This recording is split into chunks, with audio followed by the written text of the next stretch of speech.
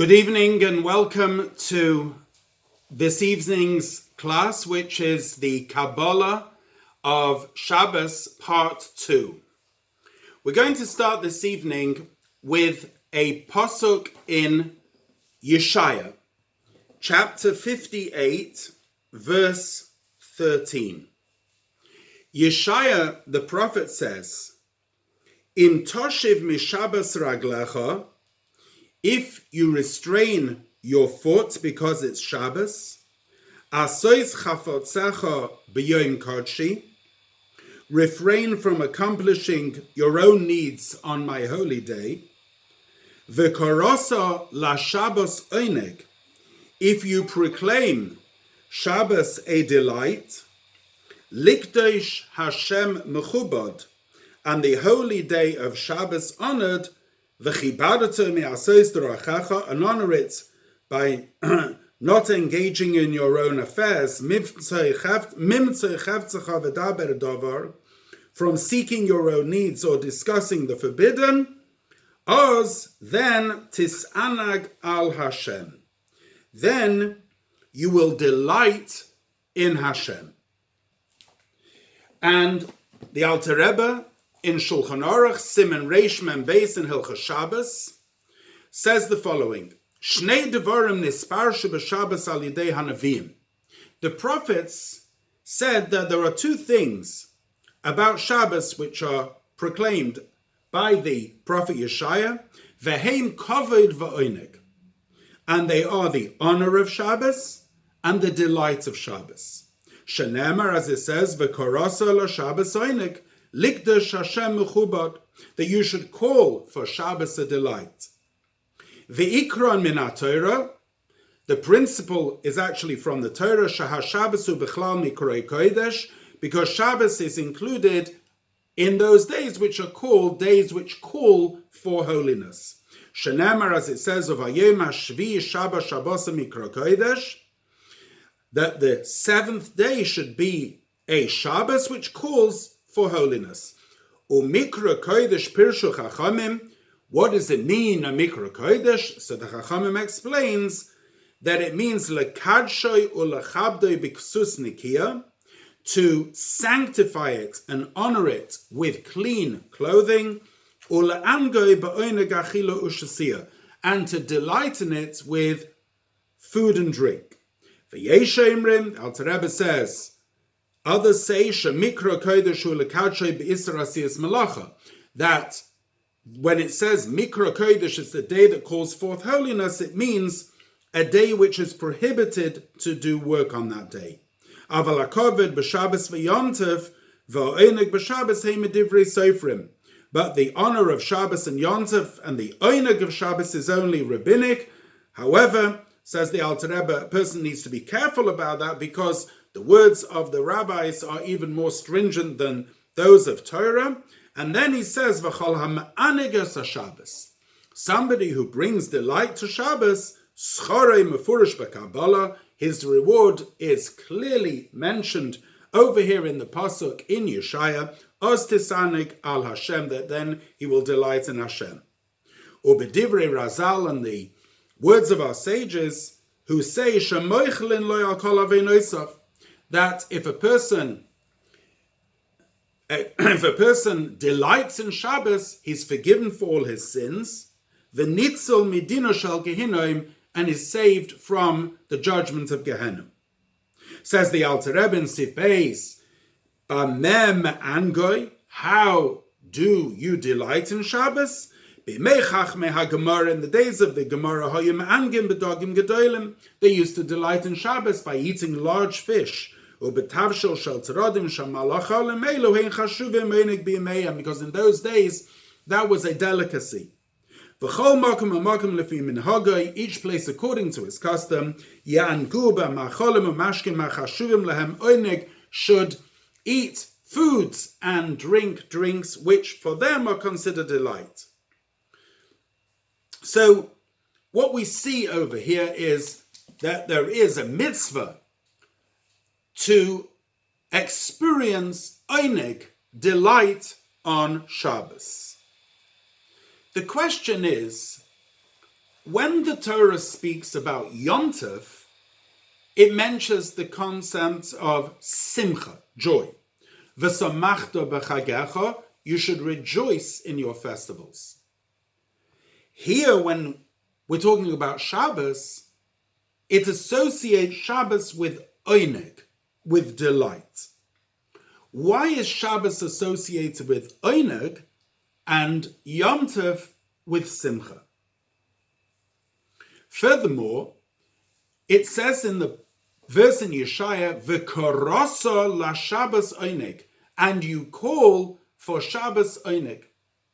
It appears that there has to be a calling of oineg Shabbos. What's the idea of kriya, of calling for Shabbos and oineg? One final question. When we make a bracha over mitzvahs, we say, Baruch atah Hashem Elokeinu melech haolam, asher kiddushanu b'mitzvayso v'tzivonu, who has sanctified us with his mitzvahs and has commanded us to, and then, depending on which mitzvah it is, we have an ending for it. But what we say is, asher kiddushanu, who has, in the past, sanctified us with the mitzvahs. On Shabbos, we use the phrase, kadoshenu b'mitzvaysecha, sanctify us in the present, or as a request for the future, with your mitzvahs. Why the change? Why when it comes to a regular bracha, we use the past tense, but when it comes to Shabbos, we use the present and future request tense? In order to understand the concept of oineg, which is brought in Sefer Yetzirah, ein l'mayla me oineg, there's nothing higher than oineg, and in fact, if you take the letters ayin, nun, gimel, and you change them around, they can read the word nega, which means a plague. So, ein l'mayla me oineg ve'ein l'mata me nega, there's nothing higher than oineg, and there's nothing worse than nega. So in that you have the highest and the lowest juxtaposed in those three letters, but there's the highest element, which is oineg, is experienced on Shabbos. And in fact, Chazal tell us that Shabbos is me'ein olam haba. Shabbos is a taste of the world to come. So consequently, the idea and the experience of Shabbos is that of oineg. But what is the oineg of Shabbos? Yes, we delight in it with food and drink, but what is the inner dimension of oineg that we experience on Shabbos? What is the Kabbalah of Shabbos? There is a verse in Yeshaya, chapter 26, verse 4, that says the following, Ki b'kah Hashem sur olamim. When I say b'kah, the word used there is yud hey. Ki b'yud hey Hashem sur olamim.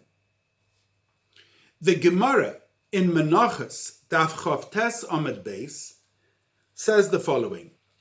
Since it says Ki b'kah Hashem sur olamim, with the letters yud hey, he forms olamim, worlds, plural.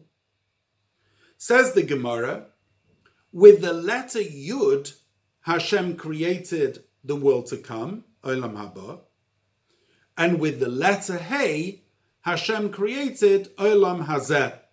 As it says, Be'avraham, Behei Boram, with the Hey, he created them. So, Hashem creates Olam Haba, the world to come, with the letter Yud, and he creates Olam Hazeh, this world, with the letter Hey.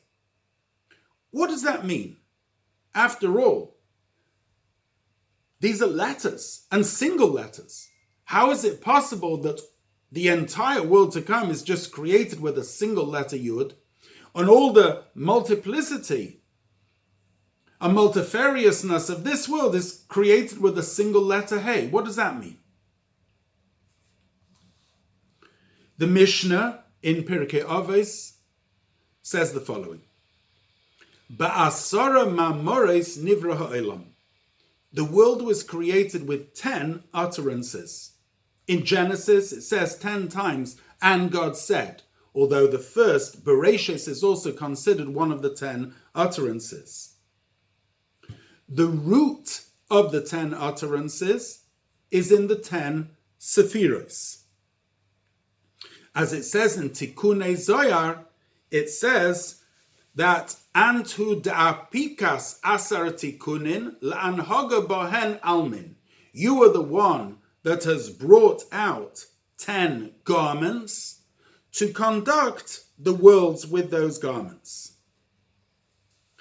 Now, the emergence of 10 Sephiros in the Seder Hishtalshelus, in the chain order, comes about through great tzimtzum, great contraction. Because lav mikol inun midos ihu klal. God, or the essence of God, cannot be said to be arrayed in any specific characteristic. In fact, his midos far transcend, for his essence, far transcends any of these midos. It's only through very mighty concealment of the Ein Sof that specific attributes can emerge with which Hashem can create and conduct the worlds. So, for example, it says, Omarti olam chesed yiboneh. I said that with the attribute of kindness, the world is built. In other words, that in order to build the worlds, it was necessary to elicit that attribute of kindness. And in order to elicit specific attributes, there needed to be a tzimtzum, a mighty contraction in the Or and Sof, in the infinite, to elicit something finite. Now, initially, when Hashem did this, it was a chesed chinam, it was an act of pure altruistic kindness, not precipitated by anything external. In fact, Chassidus talks about ahis oirus minei ubei. There was an arousal within God himself, a desire to create, since he is teva hatov lehetiv. He has the nature of goodness, and the nature of good is to be good, and consequently that desire to create was aroused within himself initially, in the first act of creation. Thereafter, however, in order that creation should continue and be created and recreated, that comes about through what's called in Kabbalah mayin nukvin, female waters. In general, we talk about the relationship between God and the Jewish people in terms of a man and a woman, a mashpia and a makabel, a giver and a receiver, a chosen and a kala, a groom and a bride. So Hashem is the chosen, Hashem is the mashpia, the giver, and we, the Jewish people, are the bride and the receiver. So therefore, when Kabbalah talks of a arousal from above, it uses the term mayim duchrin, male waters, and when it uses, and it refers to the terminology of an arousal from below, it uses the term mayim nukvin, female waters. So although mayim duchrin was used to create, thereafter, in order to recreate, there needs to be a form of mayim nukvin.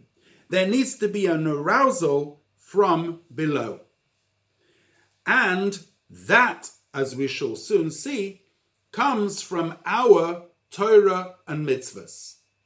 As the Zohar says, Istakel ba'oiraisa ubara alma, Hashem looked into the Torah and created the world, Barnash de ishtadel ba'oiraisa miskayam alma.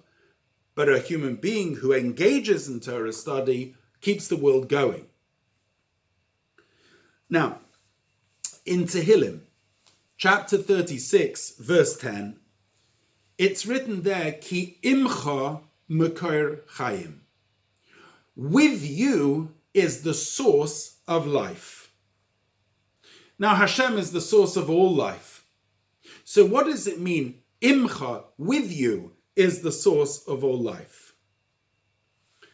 It's explained that chayim, in this sense, is the idea of oineg, is the idea of delight. And the mekor chayim, the source of that delight, of course, is Hashem himself. Now, Olam haba, the world to come, is a place where souls can perceive that delight. In fact, when we say the bracha after eating fish, eggs, cheese, milk, water, we say boirei nefashos rabbis lahachayos bahem nefesh kol choy.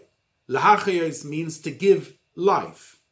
And we only say that bracha, as is brought in the Paskim, when we have delight in something.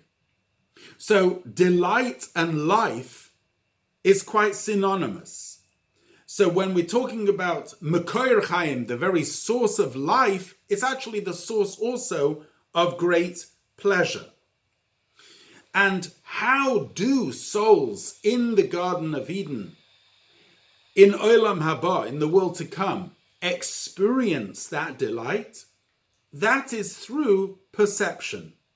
That's through their perceiving godliness and dependent on their capacity and capability to perceive. That is how much delight they do perceive.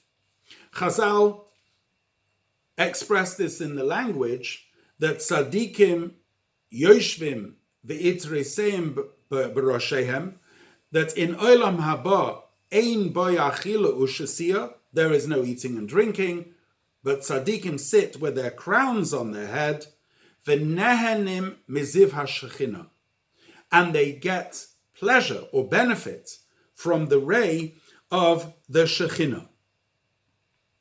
However, since what is experienced in Olam Haba is through the lens of a created being, by definition a created being is limited, and therefore its perception is limited.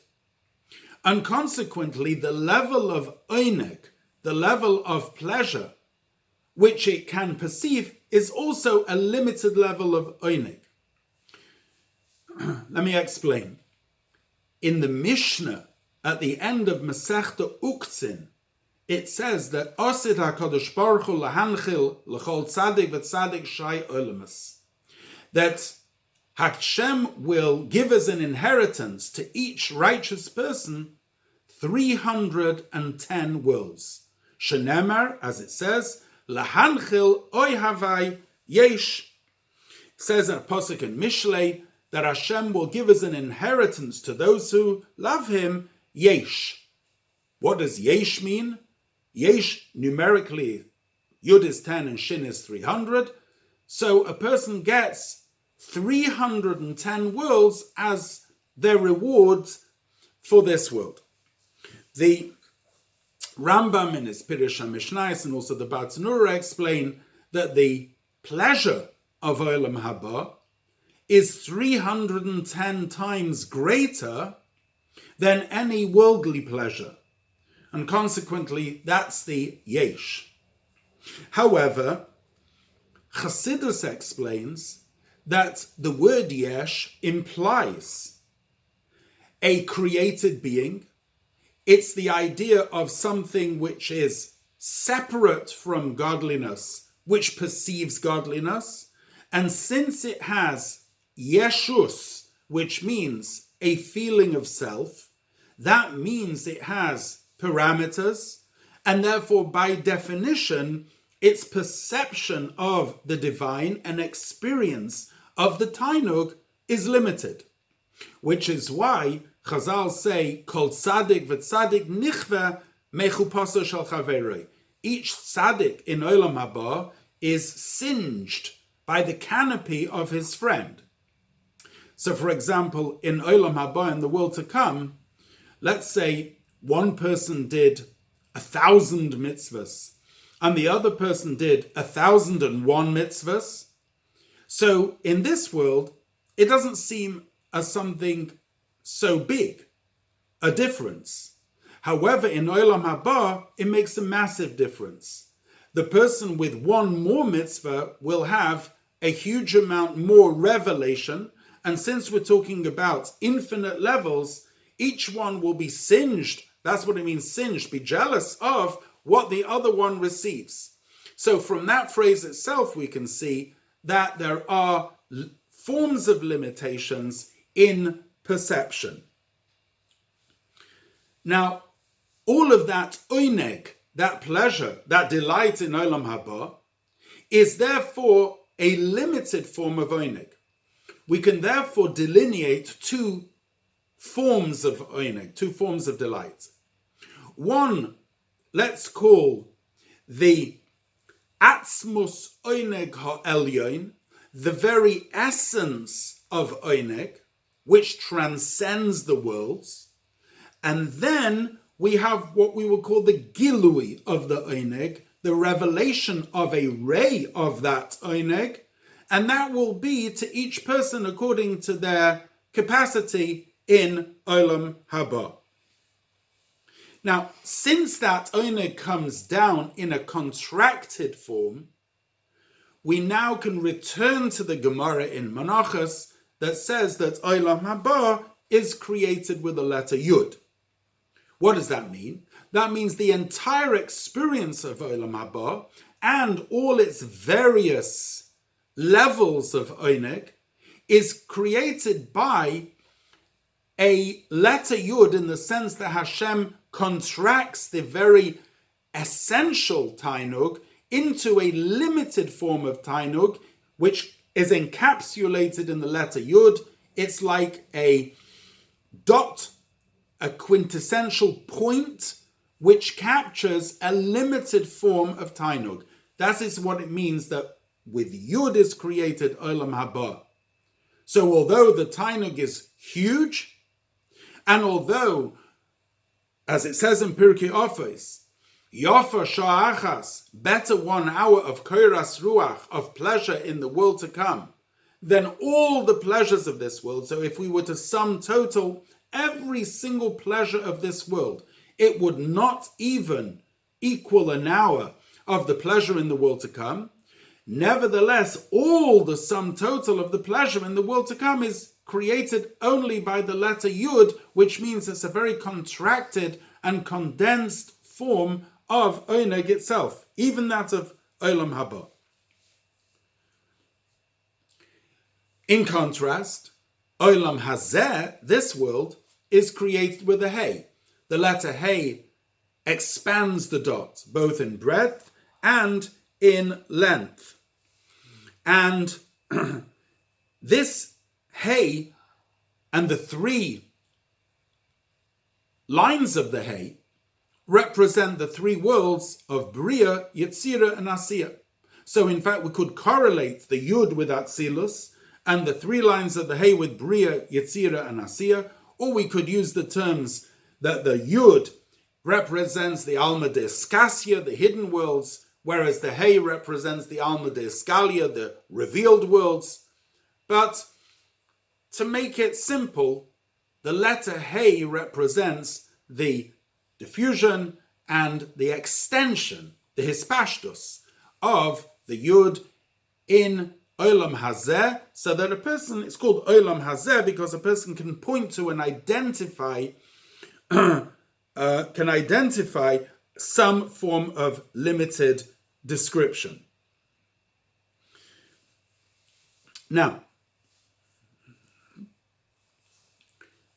what causes and what brings down the Yud and the Hey? What causes this contraction and descent of Oineg to come into Olam Haba and thereafter into Olam Hazeh? The answer is, we said beforehand, that although at the beginning of creation it was from God himself, but thereafter it has to be precipitated by something we do. And that is the Torah and mitzvahs which we learn and which we do. This is the meaning of when it says in Bereshis, Vayanichehu began Eden la'avda u'lashamra, that Hashem placed Adam Rishon in Gan Eden, la'avda u'lashamra, to work and to guard it. The Zohar comments, la'avda, to work on it. This is a reference to the 248 positive mitzvahs. U'lashamra, and to guard it, this is a reference to the 365 negative mitzvahs. So we see that even when Adam was placed in Gan Eden, the intent was that he should, la'avda u'lashamra, he should keep the Tariag mitzvahs in order to keep the world going. Now, why do mitzvahs have this effect of drawing down this tainug, this chayas, into the world? The answer is because mitzvahs themselves are rooted in the very essence of tainug in Hashem. Shlomo HaMelech refers to this in a pasuk in Mishlei when he calls this very essence of pleasure sha'ashuim. I'll just read you out the pasuk. It's a pasuk in Mishlei chapter 8, verse 30. Va'ehaya etzloi amoin, va'ehaya shashuim yom yom, mesachekes lefonav b'chol eis.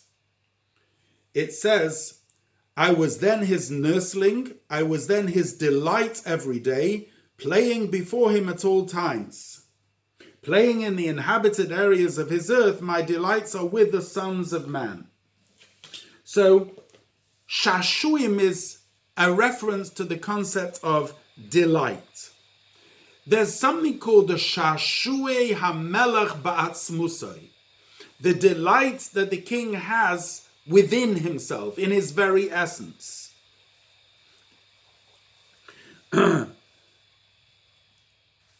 That's not a delight that's caused by something external, but rather it's something which is very essential to the person. Let's give a mashal, a parable. There are numerous forms of pleasure. So, for example, a person can experience the pleasure of the palate, gastronomic pleasures, the pleasure of drinking, the pleasure of seeing things, the pleasure of hearing things, music, intellectual comprehension, which is a very deep form of pleasure when a person grasps a deep concept.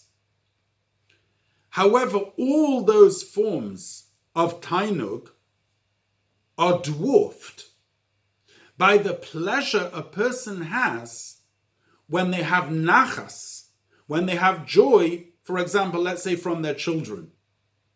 All of the previous pleasures are dwarfed because that type of nachas, that type of joy is an essential nachas. That's negea, and it touches the person essentially. So, similarly, Torah and mitzvahs are the sha'ashuei hamelech ba'atzmusai. They are the things which in fact are deeply touching to Hashem's very essence. The Zohar says, the Torah and Hashem are one, and essentially, Torah and mitzvahs in their root are the supernal, essential tainug. Now, in order to precipitate a level of that tainug down into Gan Eden and down further into this world, it is through our engagement in Torah and mitzvahs.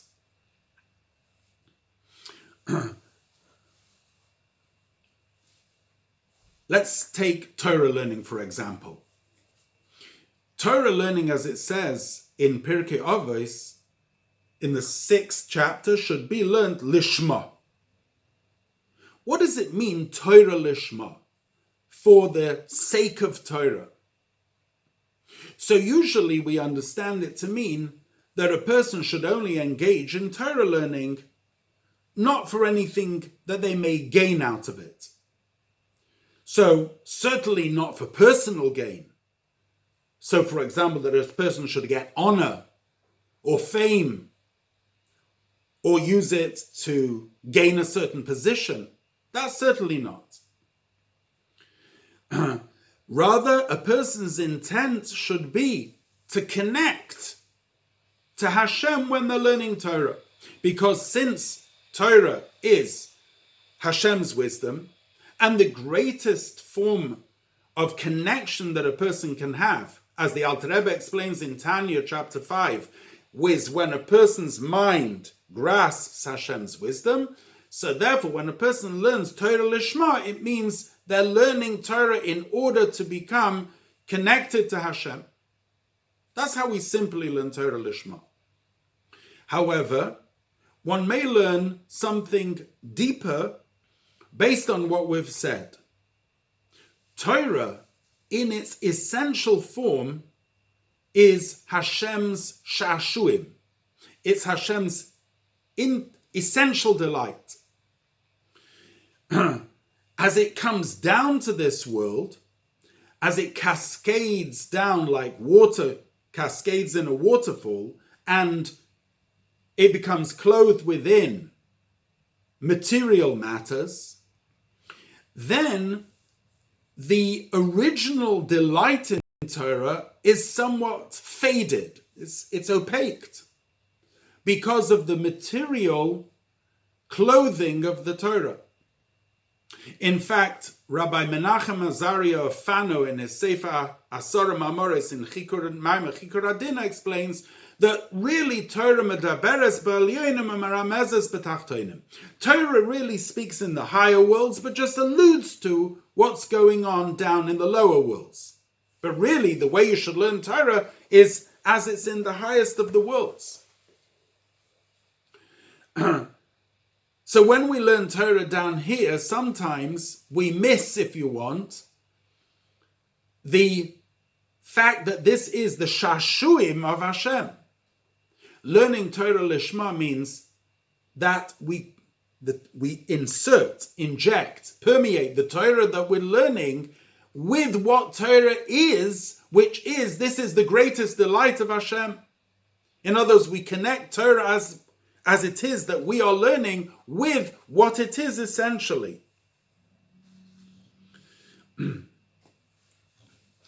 Now,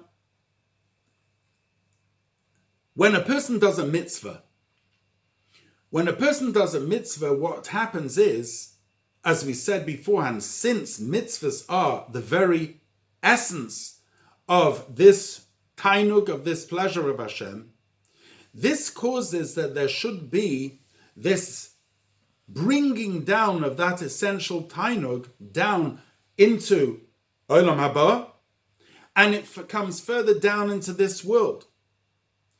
In this world it's concealed, but when we make a bracha over it, Asher Kedeshanu b'mitzvaysav, it becomes somewhat revealed. And as we'll soon see, the main revelation in this world even is on Shabbos. So now let's come back to our original question of V'karasa la Shabbos Einig. What does it mean calling Einig for Shabbos? The Torah says in Parshas Kisisa, Sheishes Yomim Tavoid, 6 days you shall work, Ubayom Hashvi, and on the 7th day, Tishbos, you should rest, Be'charish u'v'akatzir Tishbos, you should rest from plowing and reaping. Why does the Torah make a specific reference here to plowing and reaping? Chassidus explains that in addition to Sheishes Yomim Tavoid, meaning that a person should make a living during the 6 days of the week, it means Sheishes Yomim Tavoid, there are 6 days in which you should serve Hashem. However, the way you serve Hashem in these 6 days is a weekday service of Hashem. Tavoid is from the expression Ula Avdoi B'chol Avavchem, as it says in the Shema. In the second paragraph, you should serve Hashem with all your heart.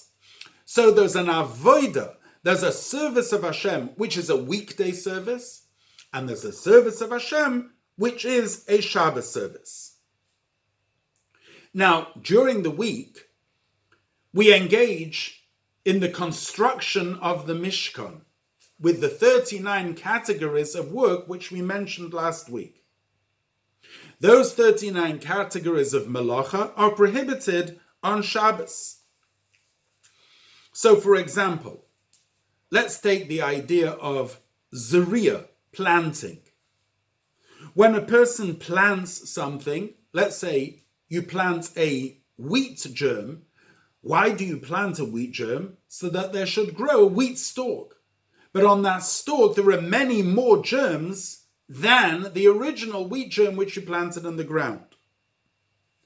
Now, just like you do a physical malacha of planting a wheat germ, there's also a spiritual form of planting. As it says, a pasuk in Hosea, chapter 10, verse 12, Zaru lachem litzdaka, plant for yourselves tzedakah. In other words, by doing a mitzvah, you're planting something which you will actually reap tremendous benefits from, both in terms of reward, and here we're talking in terms of revelation of Tanug in Olam Haba. In addition to you doing that, there is also the element that Hashem also engages in these 39 categories during the week, and consequently there is the concept that Hashem plants something from above in order that more should be reaped. So this idea of planting is called a malacha. It's called a work activity. The idea is that a person is investing and focusing their powers in a specific act of creation. So, in planting, a person has to dig the hole and put the seed in there. When we refer to Hashem doing a malacha, we're not saying that it's difficult or tiresome for Hashem to work and then stop working and he gets tired. That's not applicable above. What we're talking about when Hashem does a malacha, it means there's a focus, there's a contraction of infinite powers into finite creative packaging, which that focus and that contraction is called a malacha. Similarly, when we also plant down here a mitzvah, we reap the benefit by drawing down the supernal oneg within mitzvahs down into our worlds, albeit in a limited, contracted form. That's the malacha. Nevertheless, it comes down in a great form into Gan Eden and thereafter down into ourselves, as we'll soon see, primarily on Shabbos. So, Sheishes Yomim Tavoid can mean as follows. In the 6 days of creation, you should work, meaning you need to engage in the malachas of the mitzvahs. You need to engage in serving Hashem in a way that you will bring down the supernal oineg down into the world. On Shabbos, you don't do that. Tishbos, there's a rest from doing that. Bechoresh ubakotzer tishbos, the work of planting and the work of plowing, you don't do that on Shabbos anymore. What happens is that what you have brought down during the week, although it's brought down, it is in a concealed state, and it becomes revealed on Shabbos. In other words, Misha Torach be'erev Shabbos, Yochel b'Shabbos. Only somebody who toils on the eve of Shabbos will eat on Shabbos. It says about Shabbos in Yeshaya that on Shabbos and Rosh Chodesh Yover Kol Basar Lehishtachaves Lefonai. All flesh shall come and prostrate themselves before me. In fact, on Shabbos, everything has an elevation. All souls are elevated on Shabbos. It's brought in the Sefer HaBoher that there's an elevator between the lower Garden of Eden and the higher Garden of Eden. And on Shabbos, all the neshamas, the souls which are in the lower Garden of Eden, which is in the world of Yetzirah, go on the elevator to the higher Garden of Eden, which is in the world of Bria. All the souls which are in Gehenna go out for Shabbos. Even halachically, we have a hint to this. It says that since all the souls which are in Gehenna go out on Shabbos, that's one of the reasons why we actually prolong the Matzah Shabbos service in order to prolong the time that the souls spend outside of Gehenna. They shouldn't have to go back into Gehenna quickly. So we see that all souls, on whichever level they are, have an elevation on Shabbos. And the reason is because on Shabbos there is the revelation of Oineg, the revelation of the Tainug that was precipitated by the mitzvahs during the week. So here we see there's two dynamics going on over here. There's the avodah of the 6 days of the week, which is to engage in plowing and planting into all different types of malacha, both physical and spiritual, in our avodas Hashem, in our refining the world. And the avodah and the davening, for example, of the weekday is very much in a form of a battle, very much in form of fighting and addressing the Yetzer Hara, very much in terms of battling and refining and extracting boirer, that which is taking away that which is bad and removing it. However, iskafia, suppression. However, that's the avodah of the 6 days of the week. That avodah precipitates oineg, delight, but it remains hidden until Shabbos. And on Shabbos, v'karasa la Shabbos oineg, you can call that oineg, it comes out.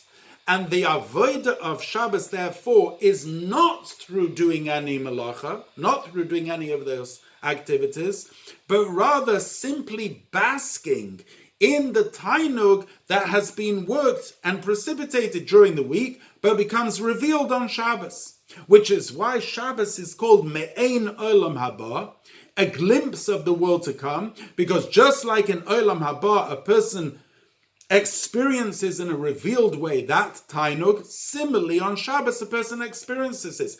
And that's on all levels. On a physical level, it's through eating and drinking. On a spiritual level, a person's spiritual avodah on Shabbos is a different type of davening on Shabbos. On Shabbos, the davening is with Ava B'Tanugim, a tremendous love of pleasure. There's the love which is generated during the week. That's like the love of being in a desert and yearning being parched and thirsting. That's the ahava during the week. However, the love which is generated on Shabbos is a tranquil, pleasant experience. Two very different types of avodah. And that's why it says on a regular bracha we say Asher Kiddushanu b'mitzvaysav. He sanctified us in the past with the mitzvahs, whereas Shabbos we say Kadshenu b'mitzvaysecha. We don't need to now do anything new. It's all been done. All the work, physical and spiritual, has all been achieved during the 6 days. On Shabbos v'karasa la Shabbos onig, all we need to do is to experience in a revealed way the tainug that has already been brought down, and that is now available for us to experience and take delight in on Shabbos. But it's commensurate with the avodah of the weekday, because only a person who works before Shabbos will eat on Shabbos.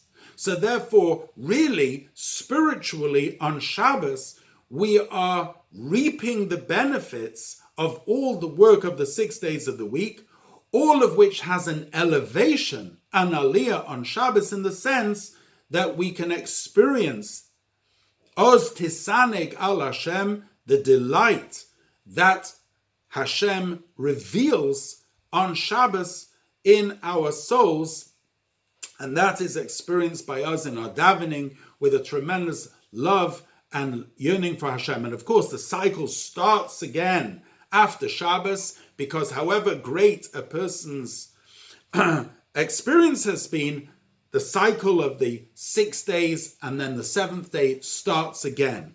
And of course, all of this is played out in the 6 days stroke millennia of creation and moving towards the days of Mashiach. The days of Mashiach, Yemos HaMashiach and Tchias HaMesim, that is a day of a Yom Shekuloi Shabbos U'Menucha. That's a day of all of Shabbos and tranquility. And just like in the 6 days of the week, we engage in a weekday activity, davening, spiritual service. Similarly, that is the same of the 6 millennia. However, as we're moving towards the coming of Mashiach, then already we need to start preparing for Shabbos, getting ready for Shabbos, in which there is a transformation from the avodah of iskafia, of suppression, to the avodah of ishapcha, of transformation, of darkness to light. And this is the junction in history that we are now currently at, that we are about to usher in the Shabbos of the days of Mashiach, and consequently, we need already to start experiencing the transformation of darkness into light by taking everything that we have, all our experiences, and elevating it, upgrading our level, upgrading our experience, our minds, our hearts, our homes, and by doing that upgrade, we can prepare ourselves, our families, and our communities for the coming of Mashiach, in which we'll have a beautiful Shabbos u'menucha l'chayei ha'olamim.